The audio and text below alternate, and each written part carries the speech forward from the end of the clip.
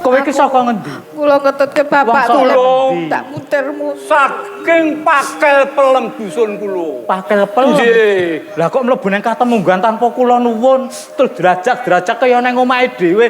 Iki udu omahmu. Ateges kula kanggep klentu.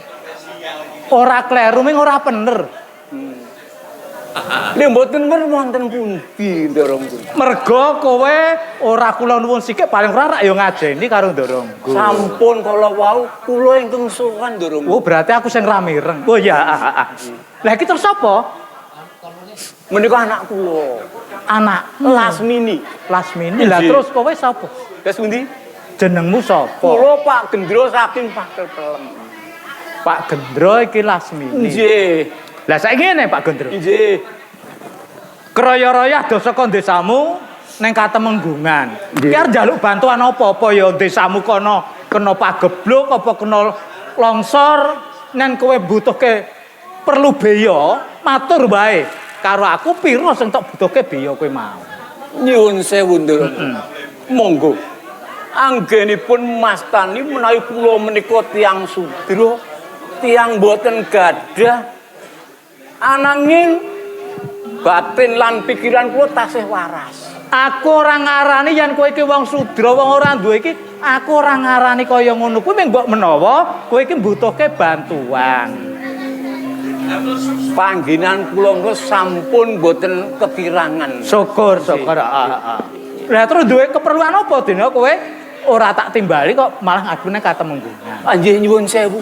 Ya, kepareng matur saderengipun nyuwun pangapunten. Iya, kula menika sampun 3 bulan 3 sasi. Nggih.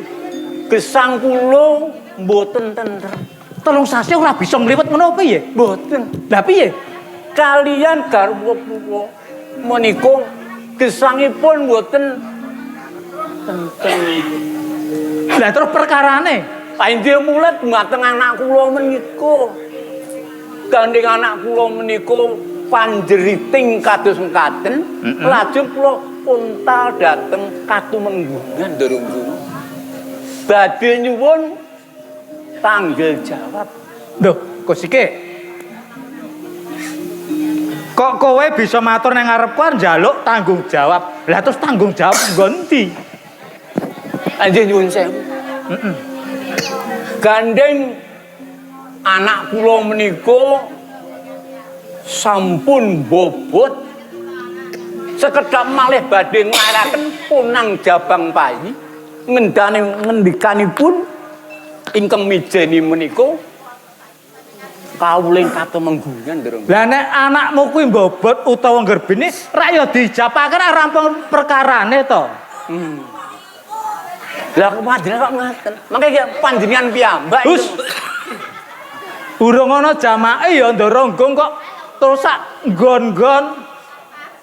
Lah saiki ngene, anakmu wae ditakoni sapa sak temene sing ndekke wiji nang anakmu kuwi. Ayo. Matur dhewe, kondha sing cetha. kula tak matur nggih, Iya. Pak. Piye Lasmin? Nun sewu nggih Ndoronggo. Iya. Kula bareng matur. Kula niku sakniki pun meteng. Aku wis dong ya. Nggih meteng niku mesti ana sing ngetengi. Iya, heeh. Njur kula niku mboten enten sing tanggung jawab. Lah engko gek malah karo bapakmu kowe. Kok njur kalih bapak pripun to Didi mboten kalih bapak. Oh, karo Saliya kuwi. Lho, karo Saliya kuwi agane kowe gek. Apa karo sing ngegong kowe? Sing ngethuk. Anu mboten. Saiki kondho wae, iki wektune gelak entek. Nggih, kula tak matur. Iya. Sing ketengi kula niku piyayi Katemenggungan. Nah, kita Kok sikik to? Nggih. Sing ngetengi kowe ngakune Piyayi Katemenggungan. Wah, kowe aja golek pengenteng-enteng lho. Kok pengenteng-enteng pripun? Lah ya nek nggon Katemenggungan ki ya nggon numpuk Raja Brana mergo kowe wong ra duwe kepengin supaya uripmu kajen kelingan. Kula niku mboten pengen bondo dunyane sing kakek Katemenggungan. Kula niku namung ugem-ugemi mbiyen le ajeng oleh kalih kula. Niku nggih ngakune ajeng tanggung jawab. Ning nyatane kula niku ditinggal. Lah kuwi nang ngendi? Nggih ten gubuk. Nang gubuk. Ki lelakon apa kuwi? Ora kok iso-isane nglakoni nang gubuk. Lah ki anane ten gubuk. Lah kok ora omong aku kowe? Lah kok ndak ngatur jenengan pripun? Iki udu nok. Nek Sing wae miji. Gosek to kowe aja blawanan to. Men ature anakmu ki men dirampungke sithik. Lah jenengan mubeng-mubengke mawon. Ora mubeng-mubeng. Lah terus ngakune sapa? Piyayi Katemenggungan. Sanjange niku putra Katemenggungan. Nek jenenge kula ya lali. Ning Kowe kudune mau tekan sutradarane sithik. mboten niku, wong titikane niku ya wonten. Nek putra Katemenggungan, Nggih. kowe ora ana liya mong putraku Raden Sancaka. Nah, niku. Nggih niku. Piye? Nggih. Anu piyayine rak cilik. Nggih rada ireng, nggih to. Yo mecicil to. Ya nek lireng ki ora pati ya. Nggih. Nika piyayine iki ya mecicil ngayal nika ora ngapira jane. Ning ya tandange nggih ngoten nika metakil-metakil nika lho. Tandange Jon. Pripun? Ning tenan. Nggih, stu. Kandhamu tenang. Nggih, sumpah kula sumpah niku nek piyayine nggih niku sok senengane nganggo anteng siji nika ta. Lah. Engko gek udah putraku kuwi. Nggih, wong akune Katemenggungan mungkin nek kula pun sumerep piyayine niku sampean duwe fotone mboten? Foto. Ah malah ra tak gawa.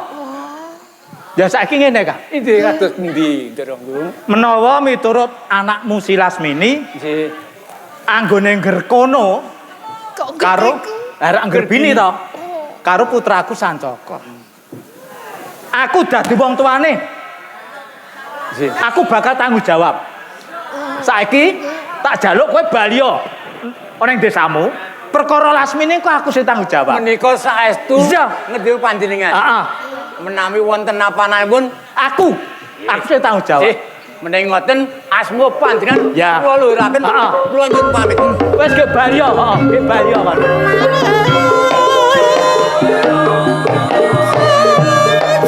Derogong? Ya.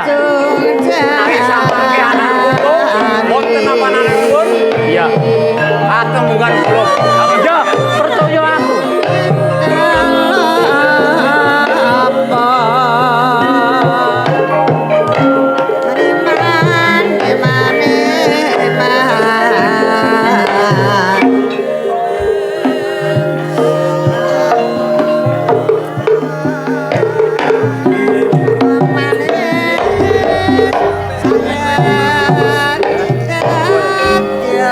Lasmini. Nggih, Ning tenan. Aturmu nang ngarepku kuwi tenan. Walah mbok nggih sumpah kula niku tenan, kula niku ora tau ngapusi. Lah wong kowe iki ya cah ayu-ayu kok ya tumindak nang gubuk kuwi lho sing tak. Lah nggih niku kula ya bingung napa kula niku ya dipelet apa kepiye kok nyatane kula niku ya gelem Lah, saiki ngene, Las. niku ya nganggo tembok sik apik-apik nih. Saiki ngene. Pripun? Menawa kowe kepengin dadi bojone anakku si Sancaka. Lah nggih to. Ning ya kowe mau. Lah pripun? Jerbasuki kuwi mawa beya. Ora ana wong tetulung tanpa pamrih ki ora ana. Keriyen to. Sing dikersake niku pripun to kula kok bingung. Ora usah bingung. Lah saiki nggonmu ngandhuk kuwi kok kira-kira pirang wulan? Nggih, kira-kira nggih 5 sasi. 5 sasi? Nggih. Berarti mengko 4 sasi kas nglairke punang jabang bayi Nggih. sing tok kandhut Nggih. karo wijine si Sancaka. Nggih, Lah saiki kula ngene. niku. Saiki ngene lho. Pripun? Perkara kowe engko kepengin dadi bojone Sancaka, aku tanggung. Sancaka mesti gelem kerabene kowe. Matur nuwun nggih. Iya. Nggih, kula manut kalih sampean. Ning ya aku mau. Pripun? Ora ketan mung sak kedhepe netra, kowe ya kudune ngladeni aku. Ajeng. Piye? Mangke riyen to. Sampeyan niku pripun to? Kula niku pun meteng gedhe ngeten iki njaluk tanggung jawab sing ngetengi kula niku anake sampean, putrane sampean. Lah aku lak ngimbuhi to. Aku ngimbuhi supaya engko kowe ya iso kaleksanan dadi bojone Sancaka ya. Wah, aduh. Oh, Pak. Mangke rumin sapa napa sampean niku ora welas kalih kula. Lah aku ki welas. Mlakne aku welas karo kowe, ning kowe ya kudune welas karo aku. Ngene, talang kuwi teles tak omongi. Mboten mawon wong ora udan ra teles, mboten teles. Tuh Aduh.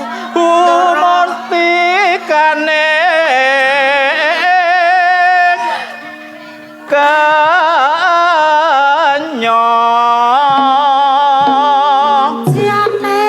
Manut ya.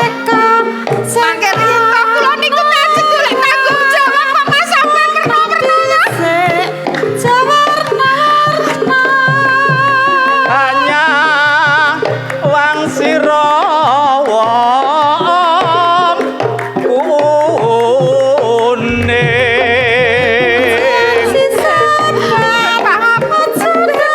raketan mung sak kedhepe netra. Kowe kudu gelem ngladeni aku. Kula mboten iso ngakoni nek ngeten iki.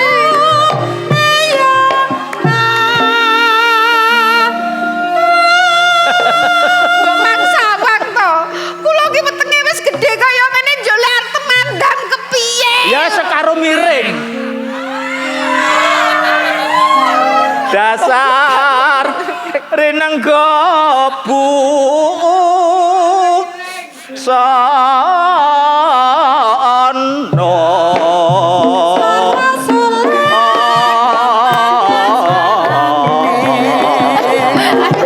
Ampun. Kula lek mboten iso nglakoni ngeten iki.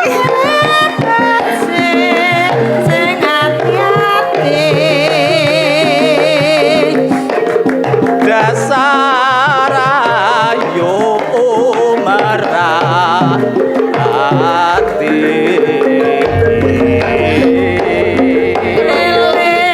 Mboten ngeten iki to. Lah kari kowe kepengin dadi bojone Sancaka. Niki gelem niku gelem kepengin kula niku. Ya nek kowe kepengin dadi bojone Sancaka, aku tanggung. Sancaka mesti manut apa sak reh perintahku. Nek ya aku mau raketan mung sak kedheping netra kowe kudu ngladeni aku. Ning apa ya kelakon? Kelakon. Kula niku ngladeni anake ya ngladeni bapake. Ora apa-apa wong anakku ora weruh kok. Ya. Ya ra. Kok liya Aku seksara. nyawang anggere wong wadon kok bokonge gedhe sisih ngono kuwi. Kok njoba Tenan kuwi. kudu sisih Engko sing sesisih tak gedheni dhewe. Ampun. Mesem moki naryo jampi.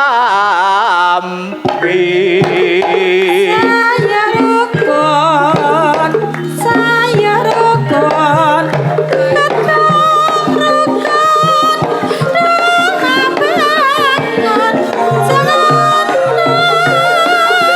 Tamban nono gonku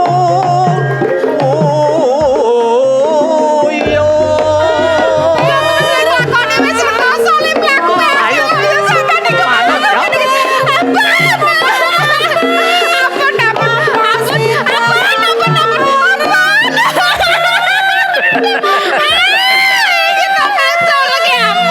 Wong urung tak kapak-kapake kok. Ome agak tak cekeli kok. Iya ning nyekeli kok yo jangan kula mang bener kayak Lah iya ya. Ayo ndak yo kono kuwi kok. niki baru. Lapa muda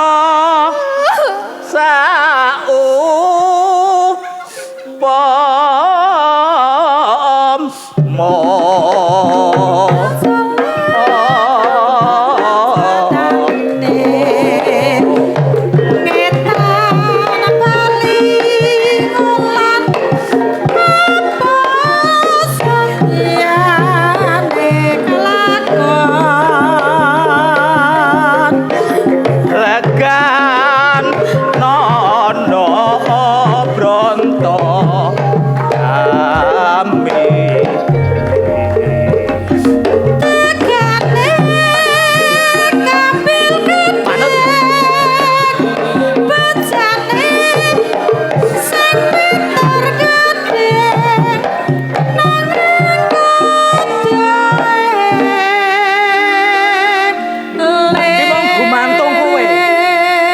kowe gelem ngladeni aku, kowe mesti kelakon dadi sisyane Sancaka. Ning nek ora gelem ngladeni, ya mangsa borong.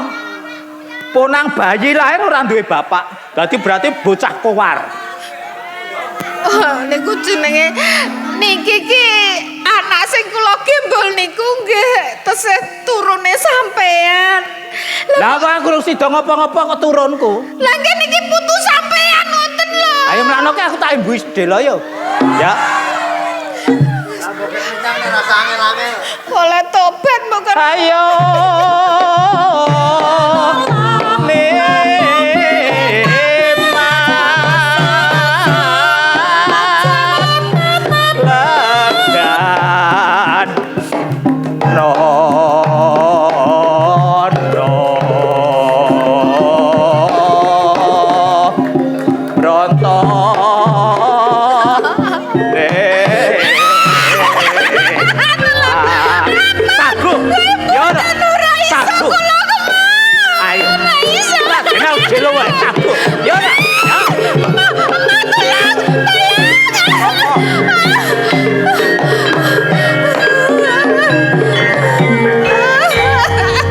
Kanjeng Rama niku anu aku ra.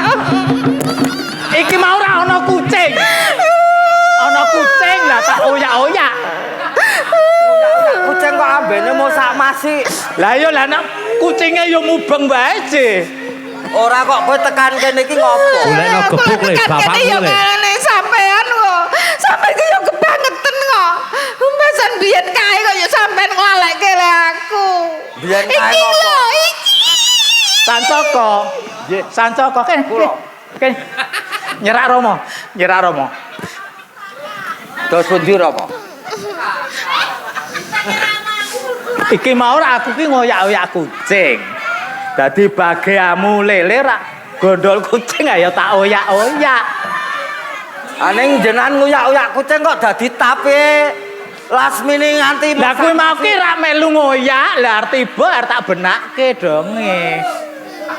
ora kok kowe tekan kene iki ngopo ae? Kula niku madosi sampean. Madosi sampean, sampean tanggung jawab. Lah kuwi Sancaka. Kok dadi wong lanang niku sing tenan ngoten lho ora ngene Sing tenan piye? Lah niki. Sancaka. Niki piye? Niki lho, weteng kula pun jembling iki lho. Lho. Lah meng tak ngonoke kok meteng piye to kok iki? Lah sampean niku pripun kok jarene wingi lareng ngetengi mek aku sesuk tanggung jawab. Wis kowe meneng wae.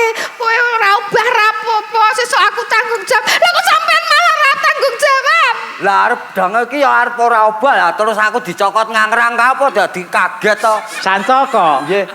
Saiki kowe kudu tanggung jawab Lasmini ngerbini kaya ngono kuwi miturut kandhane Lasmini kowe.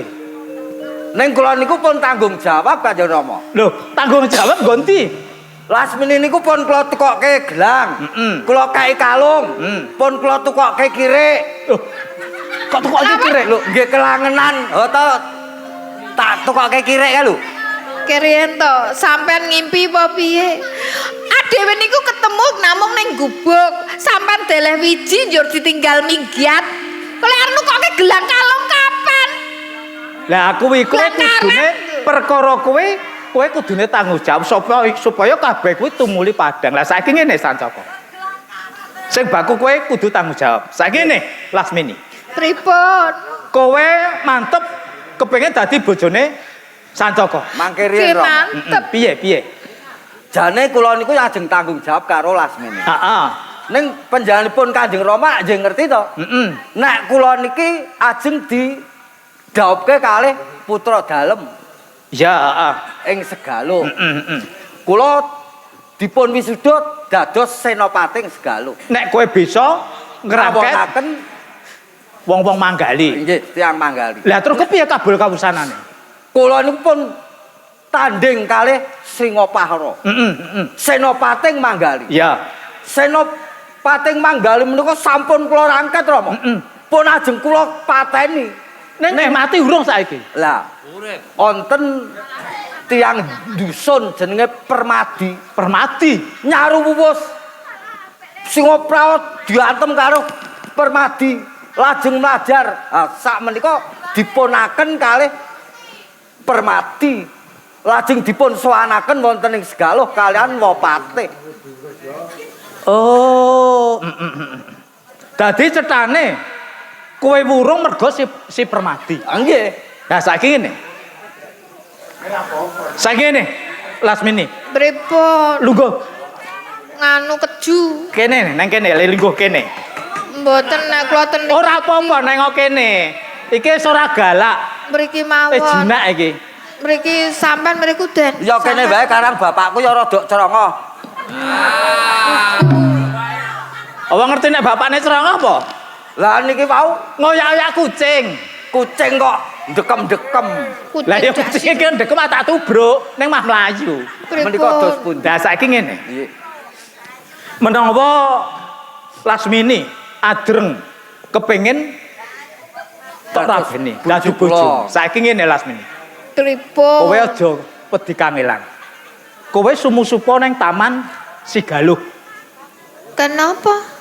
Kowe nang kono matur menawa nggonmu bobot kuwi karo si Permadi. Belele kula meteng kalih niki kok. Kowe kepengin dadi bojone Sancaka apa ora? Lah nggih.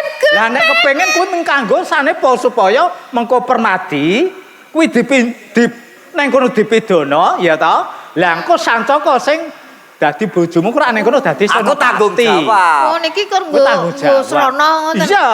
Anu tamane nggih pundi? Taman Sigaloh lho kok dawat-dawati karo kula tak Sancaka mangkat iya. nggih. Tenang lho niki tenang lho. Aku tanggung jawab. Sancaka Nggih dos pun. saiki Lasmini.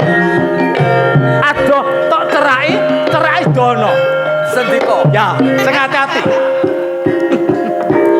Bocah goblok.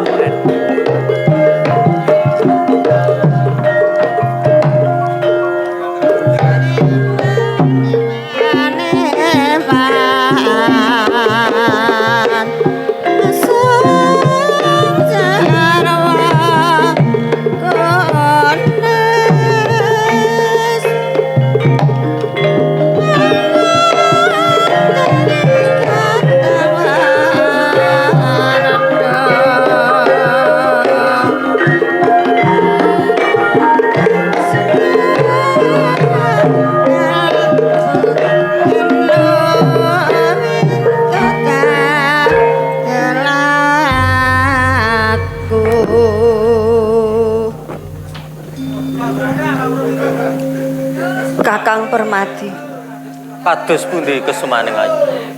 kowe rak ya ora kuciwa to Kakang dadi katresnan. Nuwun sewu kesumaning ayu. Saestunipun tesih mangu-mangu rasing manah kula. Badhe kados pundi kula ing rumaosi namung lari padusuna. Panjenengan mila punden kula. Ingkang kagungan panguwas wonten ing Sigaloh.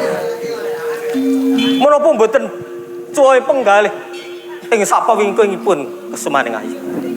Kakang Permadi, senajan aku ki putra Nalendra, nanging kowe kong desa. Aku wis tresna karo kowe, Kakang. Aku ora bakalan kuciwa tresna karo kowe yen mengkone. Aku wis sambung tresna karo Kakang Permadi. Yen mengkone Rama duka karo aku. Aku sing bakal ngadepi Rama, Kakang. Menawi perkawis ingkang Rama mboten badhe duka, dalaran kula menika sampun dipun parengaken mlebet wonten ing taman ingkang dawuh ingkang Rama. Namung ingkang dados manguning manah kula. Kula menika namung lari sing padusunan. Kakang Permadi. Lajeng kula menika gesangipun tansah ketinrangan. Menapa kesemaning ayu samangke saestu ndesani dhateng kula. Kakang Permadi, sing dadi pangertimu ya Kakang. Tresnaku marang Kakang Permadi lair tandhesing batin. Saestu menika. Iya Kakang. Yen ngaten. Kula mboten badhe mang anggenipun nampi katesanipun kesemaning ayu. Kalih ayu. Kakang Permadi, yen mengko ning kowe wis dadi katresnanku, kowe ora bakal ninggalke aku to, Kakang? Mboten kesemaning kang. Sak dangunipun gesang wonten sak lumaing bumi sak kureping langit. Kula badhe tansah cinaket kalian kesemaning ayu kalih. Kuwi yo tenan, kena tak ugemi omonganmu, Kakang. Saestu kesemaning. Pramila kula bah. Dados panjenengan saestu nggih. Ampun cidra ing janji. Ora, Kakang. Aku ora bakalan cidra ing janji. Semono uga. Karya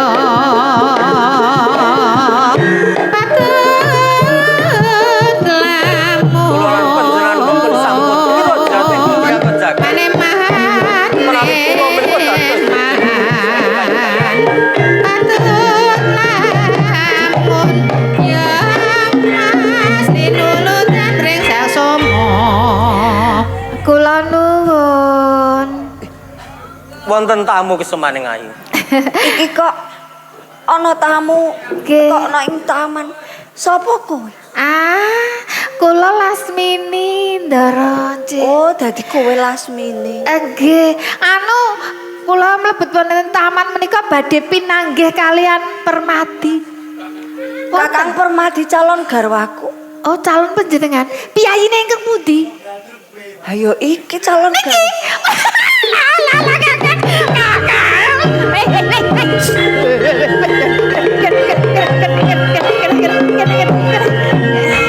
Piye to kowe iki? Mengko dhisik to. Kowe iki kepiye lah kowe iki tanggung jawab karo aku ora to? Tanggung jawab kepiye to? Kowe iki sapa? Lasmini kok dadi. Bila aku ki katresnanmu mbiyen aku ki kecentel. Lah wong tepung wae durung tau. Apa meneh kepethuk lagi pisan kok dadi. Kok Barung sinang. Mbok aja anu to, Kang. Aku ki tresno karo kowe. Wong mbiyen tak rewangi ning Pantai Baru barang kok. Kowe iki tresno ya tresno ning aja ngawur baur. Aku durung tau tepung karo kowe. Apa meneh ketemu lagi pisan kok dadi. Wis kandha sapa? Kowe mbiyen aku ketemu karo kowe. Jur wingi aku ya ketemu karo Nyun pangapunten kesamen. Kula mboten nate tepang karo lare menika. Engko dhisik. Iki Kakang Permadi iki calon garwaku. kok lagi calon. Wong aku sing meteng ora bingung kok sampean bingung. Menika namung ngaya-wara kesemaning ayu. Kula mboten rumaos tumindak.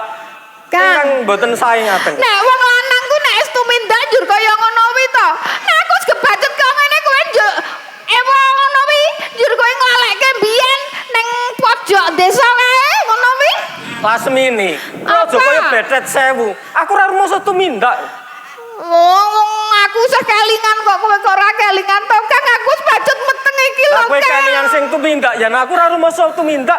Apa aku kudu ngakoni perkara iki? Ya kudu takoni wong nyatane kowe sing tumindak. Wong njur kowe sakniki gandeng Mboten karo kesemaning ayu kula ngono. mboten nate tumindak. Kakang Permadi. Kados pundi? Kowe kondo karo aku. Muline kowe ora duwe wanita liyane aku. Saestu kesemanang ayu kula mboten nate tepang karo lare menika. Muni sik njaluk tanggung jawab. Niku tenan den ajeng tenan niku niki Wes. anake nika. Saiki ngene wae. Kowe sak karone. Ayo tak sok man kono ngersane Rama. Aku engko sing bakal matur.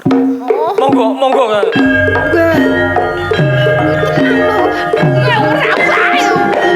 Dewi dewa kiweng bulan purnama.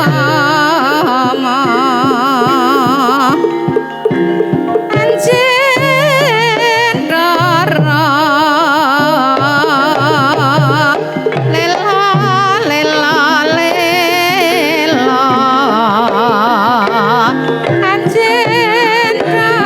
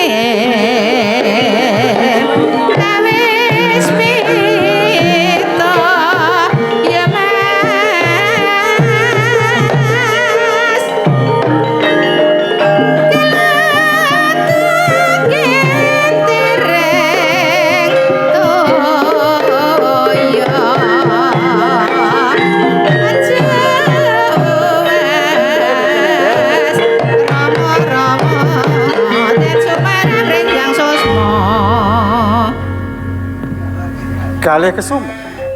Paring jauh. Sliramu bebarengan marang salah swijining pawestri sapa iki? Menika Pusposari. Pusposari. Dia jempur Pusposari calon sisian kula. Bocah saka ngendi, Ger? Menika saking Kraton Manggal. Saka Manggali. Iki putrane musuh. Putrane Puspaji. Untuk dalam sewu. Kepri. Lepat dulu sing Wilosogan. Wilo sekawin ing antawisipun Sigaluh kalian Manggali menika sami memungsahan. Mergi rebatan tapel wates utawi Dewi mau. Bener. Nanging gegandingan kula menika saestu tresna kalian diajeng Pusposari. Pramila kanthi panunggaling kula kalian diajeng Pusposari. Menika saged bahanani sirping kawontenan pejut ingkang angindhan wonten ing kraton Sigaluh. Nanging kang dadi kuwatiring penggaling sun. Aja-aja Pusposari mungkin narya rantai mas ing sak mengkone bisa mangerteni sepira kekuatan ing Sigaluh. Kuwi nggih Kang ndak semelangake. Kabeh aturmu ning ngersaku kena ndak percaya. Saestu ro. Bilih sekawit diajeng Pusposari menika sak tengahing palagan. Menika adreng kemawon kepengin peperangan kalian. Nanging sak sampunipun kula pripe diajeng Pusposari saestu tresna kalian. Nedya badhe gesang bebrayaken. Pusposari. Bener kabeh unjuk ature Kalih Kusuma ning ngersaku. Sliramu tresna lahir batin marang putrane ingsun Kalih Kusuma. Kasinggihan semua. Menapa ingkang dipun aturaken Kang Mas Kalih Kusuma. Panjenengan singpun. Menawi wonten ing Kraton Manggali sakmenika sampun manunggal nyawiji dados setunggal wonten ing Sigaluh. Bareng ujuk Kalih Kusuma kepi. dalam sewu ing sekawit Kanjeng Rama Prabu Purbanegara menika dawuh dhateng kula supados kula nilaraken wonten ing kraton Sigaluh kinen upadi calon garwa ing tembenipun kula badhe minti keprabon kalenggan Yer Kalih Kusuma. Dadi sliramu tresna marang Pusposari kinarya. Manggali lan Sigaluh manunggal-unggal.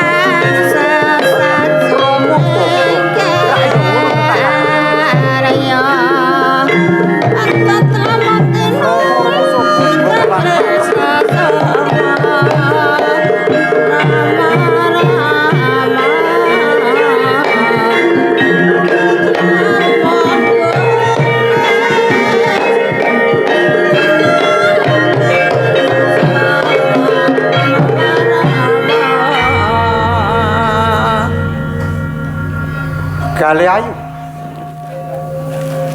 Injih Rama. Sliramu bebarengan marang Permati. Lan bebarengan marang bocah wadon iku sapa? Nggih kepareng matur Rama. Kakang Permadi menika sedatosipun katresnan kula. Namung Kakang Permadi menika sampun kagungan garwa Rama. Kakang Widarba. Dawuh dalem Sang Prabu. Kepri. Miturut unjuke Kakang Widarba Permadi kang bisa mungkasi gaweananing pra. Inggih pancen leres kula pinangka seksi. Estunipun ingkang saged ngrampungaken perkawis bumi maos menika inggih lare ingkang nami Permati menika. Menika pancen leres saestu. Mila saking pemanggih kula Permati kedah dipun dhawuhaken kalian putra dalem, iya. Kesumaning ayu kalih ayu. Iya. Permati. Nuwun kula sinuwun. Sak tenane wae kepriye? Sira matur ning ngarsaning ingsun aja ulah-wali. Miturut unjuk ature putrane ingsun kalih ayu, sliramu wis duwe bojo. Nyuwun pangapunten sinuwun. Saestunipun pirares kula menika wonten ing padusunan kula dereng gadah bojo sinuwun. Namung semanten nalika dinten kang sampun kepengker menika wonten laring kang nami Lasmini ingkang akan menika pacangan kula sak menika mbobot. Kamangka nyuwun sewu sinuwun saestu tadhah duka. Kula mboten rumastu mindak menika sinuwun. Lair tandesing batin sira matur ning ngarsaning ingsun. Menawi kula durwangsa dalem, jangga kula kinarya saged dipun tigas sinuwun. Lasmini. Nggih wonten dawuh. Kowe bocah saka ngendi?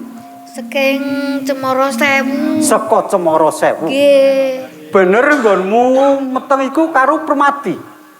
Nggih. Kalih Permati menika.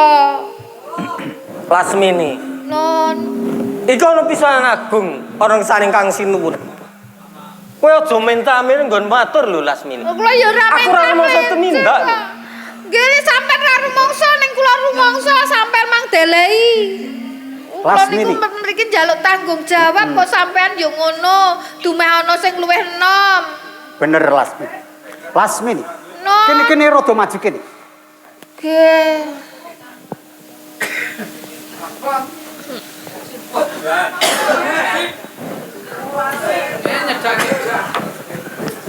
Ingsun nekseni yen nggonmu meteng iku karo Permati.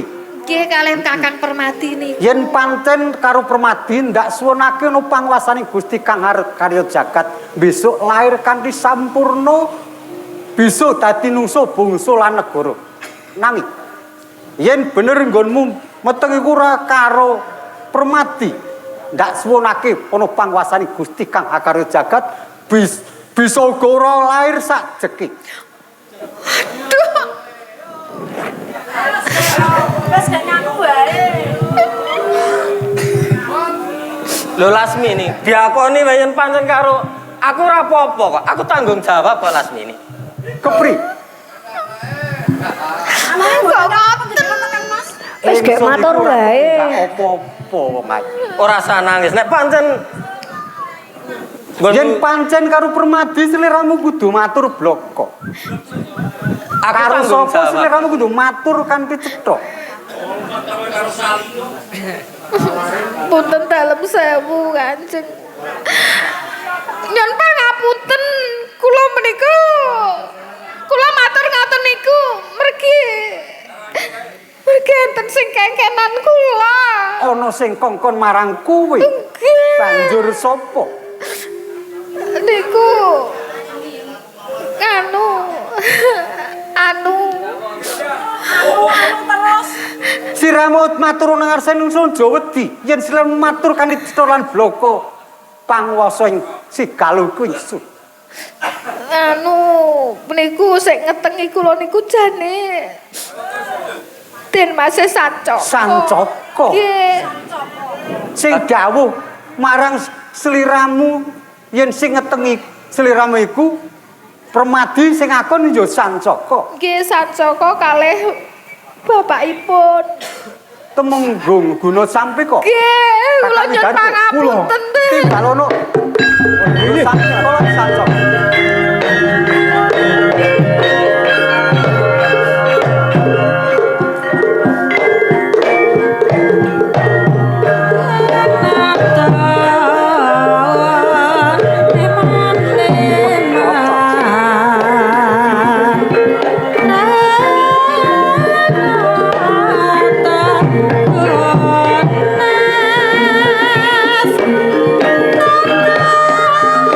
Terus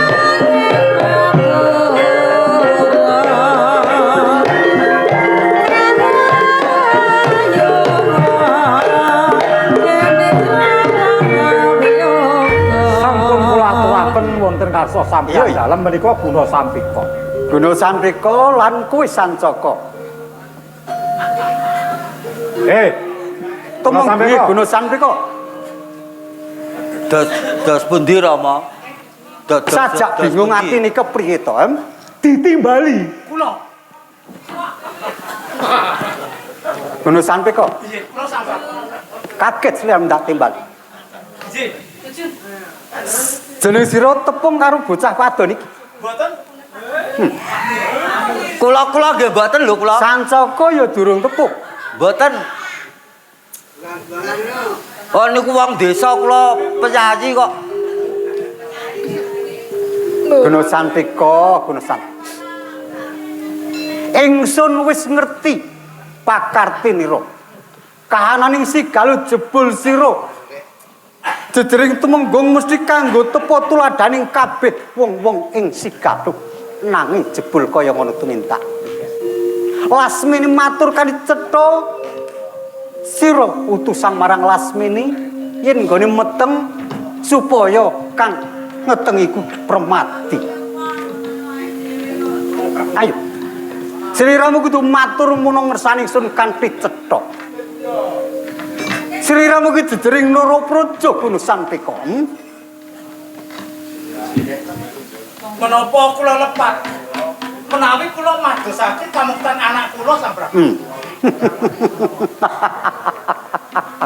Kaya ngono Guna Sampika. Dadi sliramu mubeng minger sliramu isih kumbi. Mboten. Kula mboten ngurmasi kumbi. Nanging menapa kula lepat? Bener. Menawi madosaken kamuktan anak. Nanging carane ora. Iya. Nanging kanggo cara liya ora kaya ngono. Lho sesuk ora nganggo cara sing kaya ngono kuwi. Aning Lasmini pun gebatut melentung niku Rama. Ning perkarane kula niku njur pripun kula manut sampean lho niku. Sancaka Guna Sampika. Lasmini matur ning ngarsane wis kanthi cetha. Yen sing tumindak anakira Sancaka. Sancaka tanggung jawab pupurang marang Lasmini. Nggih. Iki pun kok nyuwun pangapunten kan.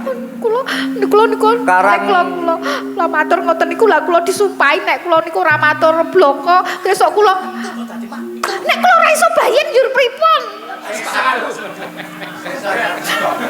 Nggih, nyuwun pangapunten. Sareh dene kula niku wektu dados senopati niku kepanggih kalian Lasmini wonten Sabin. Mongko hawanipun niku asrep. Terus udan deres. Lah ngeyup ten gubuk.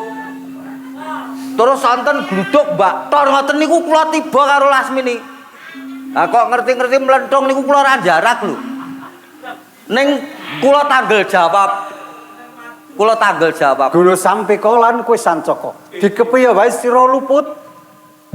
Sira bakal ingsun pidana sadurunge ingsun pidana sira bakal tak nlepokane pakunjaran besok Pratata Agung bakal nentokaken. Menapa mboten wonten mergisane Sang Prabu? Dikepiye wae sira luput. Anak kula tesih cilik-cilik. Senajan kanthi pawatan bab apa wae matur kang akeh nang ngarsane ingsun ra bakal ngrewes marang aturira. Rak ya ngono Kang. Leres sedaya menika netepi dene panjenengan Nalendra Agung Kinatara kedah mawi adil. Kedah dipun lebetaken wonten ing pagunjaran awet Guna Sampika menika nggih mboten rumiyin kalian sak menika sami kemawon namung badhe damel risak wonten ing Kepara dipun ukum gantung lah ngoten. aku pancen bener mboten mindakmu repot kok. Yo. Kakang Widar nggih. Ingsun dawuh marang sira Guna Sampika lan Sancaka lebonon pakunjara. Sendika wis taken dawuh.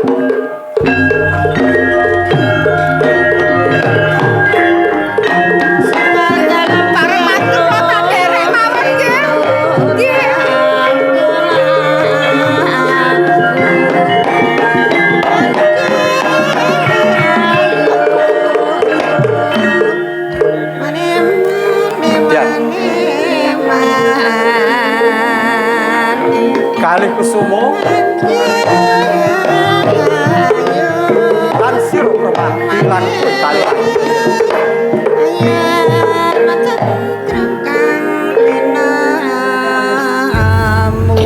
Aku bakal golek dina kang prayoga. Besok sliramu ndak dhaupake marang Pusposari kalih ayu karo Permati. Golek dina kang becik. Besok ingsun bakal nganake manten sakembarang. Sendika Sinuwun. Sedaya dawuh samandal. Saestu kula ngaturan kenagani panuwun. Dening Rama sampun kersa paring pikiran pangestu dhateng kula. Kalian diajeng Pusposari. Ngono to diajeng. Mula Semanten kang ugi kula sinuwun. iya kepiye Permati? Kula matur sewu sembah nuwun. Kula namung lari padusunan sakmenika dados dipun dapane Kakang Putra sinuwun. Mula saiki mancing ning pepungkurang luwih dhisik, golek dina kang kepungkur, besok Rama kang bakal entokake. Semoga sih.